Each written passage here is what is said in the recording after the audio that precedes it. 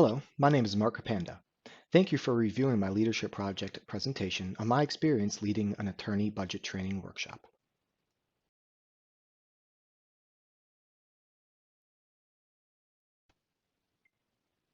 I work on the business side of a law firm as a legal project manager, or LPM for short. My team helps attorneys manage the business side of their practice by developing budgets, monitoring scope, and incorporating best practice project management techniques. My leadership assignment relates to co-leading a budget training workshop for over 40 mid to senior attorneys from our labor and employment department. We'll deliver the presentation live in our New York flagship office and broadcast out to multiple offices in the US and the UK. My co-leader is not a direct report, but I have positional seniority and overall responsibility for this project. He's definitely a budgeting expert, but we're actually dividing most of the overall responsibilities. Most of the leadership effort on this project relates to planning and coordinating logistics and content approvals and how we're going to persuade and influence the participants. The rest of this presentation will cover my vision for this project, our SMART goals, our action plan, the leadership barriers, and some key lessons learned. My vision for this project is that our labor attorneys gain an enhanced understanding of the LPM team's capabilities in supporting project management and work estimation abilities in preparation for partnership or in-house counsel roles. Our SMART goal to accompany this vision is to leverage the training and new relationships to generate 5 new labor and employment budget projects for the LPM team in the 8 weeks after the workshop. Although the focus of this training is to hone a skill set in the attorneys, it's an amazing opportunity to showcase the skills and capabilities of the LPM team to increase the participants' awareness of the LPM team's function.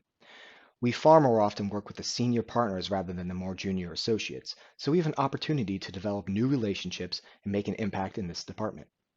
We want these attorneys to use us as a resource in the future, and our SMART goal is a strong measure of feedback on the effectiveness of our workshop. One thing I've found to be historically weak on is developing and sharing a vision related to ongoing projects or day-to-day work.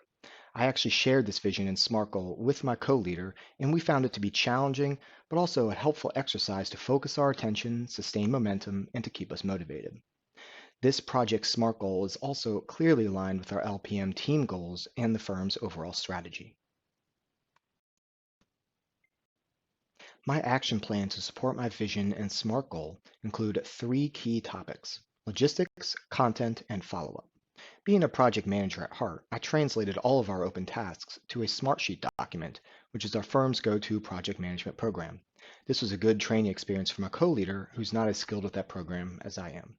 It also allowed us to set specific target timelines and reminders for each task. The logistics tasks are definitely where I'm the most comfortable operating.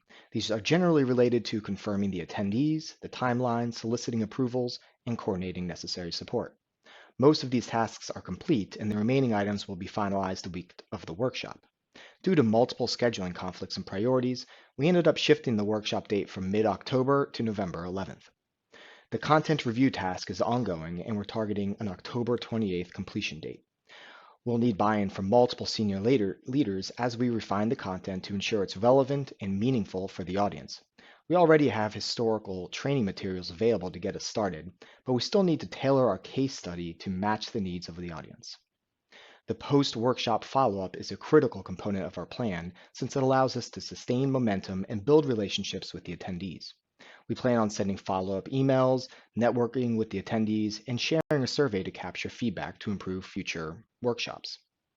These tasks will all be completed within the 6 weeks following the workshop, and they directly tie to our SMART goal.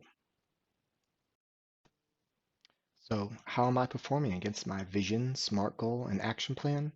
Well, as I previously mentioned, we had to shift our dates no fewer than 6 times over the past few weeks, but we finally settled on November 11th. Holidays, our fiscal year end, and other firm events and personal vacations have all proven to be far more challenging than I anticipated. It's been frustrating, but it helps us to see the broader picture of what happens around our firm and how these conflicting priorities kind of impact us during fiscal year end. I'm optimistic in our vision based on our progress refining the content. I do strongly believe we're going to enhance the associate's skill set in this area. For our SMART goals, it's hard to assess our progress since we haven't completed the workshop. I'll definitely have a better gauge of our performance once we receive some input from the attendees. For our action plan, even based on our extended timeline, we're still a little bit behind schedule. I failed to anticipate many of these challenges associated with our fiscal year end and the impact on our team's routine operations. Fortunately, we're working to manage our priorities to keep this project on track. I faced and am still facing multiple barriers and challenges on this project. First, I need to consider what's right for the enterprise. This is an important distinction addressed by Peter Drucker in his article, What Makes an Effective Executive. It's very easy for us to develop content to be solely focused on the LPM's team's capabilities, so we're frequently reminding each other to consider what's best for the attorneys by identifying the key things they need to know in this skill set in order to be more effective in their roles. I'm actively combating this tendency for myself and my co-leader in how we approach content development. Next is networking and power. I have a strong internal network, but have very few relationships with partners or senior attorneys who would be willing to step in and be a sponsor for this project. Unfortunately, my co-leader doesn't have a strong enough internal network with attorneys in this department. This reduces our collective personal power, requiring us to really start from scratch in establishing expertise, proving ourselves, and building our reputation. This project is a great high-stakes activity to complete and really build a connection with the attorneys. We're still looking for someone who might fit this role. We hope to continue leveraging our existing relationships to achieve senior attorney buy-in and support. Next, consistently demonstrating emotional intelligence and self-awareness has been very challenging. Some of the coordination and planning done to date has been rather frustrating. Our firm's fiscal year end is October 31st, and this is a high-stress time of the year, especially for our finance department. I'm consistently working to recognize the impact of this additional stress on my work, as well as demonstrating empathy to see the impact of my co-leader and the leadership team. Next, persuading others is a critical component of our presentation. Our audience is generally Ivy League educated, highly successful lawyers, and we need to convince them of the value of these skills. To overcome this obstacle, we plan on beginning by establishing our credibility and track record to earn their trust. We'll share case studies and stories to sell them on the problem and hopefully get buy-in on the importance of this skill set. We're also doing our homework to better understand the audience and what's on their radar. Do some of them primarily work in the employment litigation space or perhaps another practice area? This information will help us refine the content to make it even more relevant for them. Hopefully, this is going to result in a highly captivated audience for the workshop. Finally, I've tried to be a highly adaptive leader throughout this project. I've shifted my approach from coaching, democratic, and authoritative depending on the needs of the moment. My goal has generally been to be highly collaborative, with a strong emphasis on exposing my co-leader to new opportunities for development and to maintain a learning mindset. I often ask my co-leader to weigh in and to share what he thinks instead of just telling him what to do or what to think. I also asked what he wants to get out of this workshop, which really allowed me to better understand his mindset and priorities and to ensure I'm not forcing him too far outside of his comfort zone. Despite my attempts to be flexible, I feel like I've often been inconsistent, which might lead him to be confused about tasks and ownership and the amount of freedom he feels to explore new ideas. Although these challenges have created hiccups and frustrations, they have really increased my awareness of others, my firm, and definitely myself. Although my project is still ongoing, I've seen enough to identify a few significant lessons learned, both good and bad. First, there are three key things I'd be sure to do again next time. I will definitely begin with a compelling vision and SMART goal. This was incredibly helpful in keeping us focused on the why behind this project, and it gave us something tangible as a reward at the end. Since the SMART goal relates to activities after the workshop, it also helps us stay engaged and hopefully encourages us to sustain the momentum to drive change. Next, I found that using a project management software such as Smartsheet or even Microsoft Projects was critical in keeping us on track. With so many target timelines and tasks and the different moving pieces in our action plan, this was a very effective virtual collaboration tool. Finally, I'll always seek to leverage my internal network. This was definitely an obstacle and is still something we're working through, but this was the only way we were able to expand at all into the labor department and gain any traction with our project.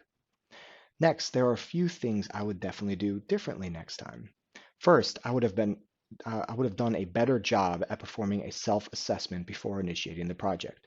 I generally know my own strengths, especially as they pertain to this type of work, but articulating them for my co-leader would have been a helpful starting point. Analyzing how I perform work and get things done would allow us to identify similar tendencies or areas of potential friction. This increased awareness would have also helped me and my co-leader have open and honest conversations and set the tone for the entire project, especially encouraging us to be more comfortable asking for help or assigning tasks. Though we know each other pretty well, it would have also helped to see how our key personality traits impact this project. For example, I'm far more extroverted than he is, so I might need to take a more active role in setting the tone in the actual workshop. Next, I would likely change my leadership approach if I did a similar project again. Though it's important for leaders to be flexible about matching their style to fit the people, needs, and circumstances, I found that too much flexibility can actually cause unnecessary confusion. I should have set the tone from the beginning and been upfront about how I intended to approach this from a leadership perspective. This added consistency would also be helpful for both me and my co-leader. Finally, I'd make a stronger push to get my co-leader to develop his own network. This is critical for his success in the firm, and I feel like I'm not fully capitalizing on this opportunity to let him flourish. Fortunately for me, the project isn't quite over yet, so I still have an opportunity to use my increased awareness to generate new, favorable outcomes in this project. Thanks for listening.